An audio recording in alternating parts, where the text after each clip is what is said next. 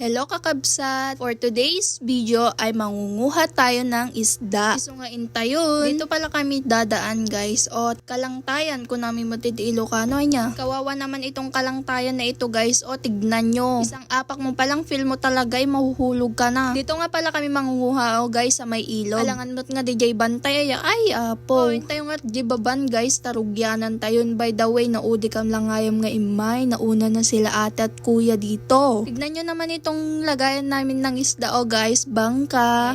Lagayan pala namin yon ng Malaga guys, in Ilocano, hangkwam mo iti Tagalog na iso nga i-search yun, hangkwam mo. Tapos pala natanggal lahat yung mga kahoy sa loob nito guys is maglilimas na kami. Makakami naman ito, hindi naman pumasok sa loob. Eme lang kasi yun, huy. Kaya pala hindi ako pumunta sa loob para maglimas guys, kasi nga agtudok adi Malaga, baka matudok na kapog guri-gurak. Ito pala yung nakuha nila sa unang pulipot namin ng net guys. Oh, tignan nyo yung mga purong yan. Nay, adapisting na nga puraw naimaseta. Dito na nga pala kami sa second batch guys. Atan, napulipulan dan. Whoosh! Fast forward. So ditan guys, natanggal na nila yung mga kahoy sa loob. Kaya ayan, maglilimas na naman sila. Fast forward ulit guys, natapos na nga nilang nalimasan na yan. Kaya tinatanggal na yung net. Ganito palang proseso ng pagtanggal namin guys. Tignan nyo. Pagkatapos nga nun ay pumunta na kami sa may gilid guys. Kasi nga pipilihan na namin. Kunin na namin yung mga isda at tanggalin namin yung mga dumi or yung mga dahon. May alimango nga palang nakuha yun guys. Kaya naman tinanggalan ni kuya. Baka naman tumakbo pa or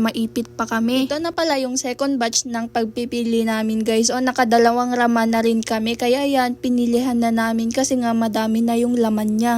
Bali ito na nga pala lahat guys yung nakuha namin na nasa balde. Tignan nyo, nasa gudwang balde na. Suruksa pa yun guys.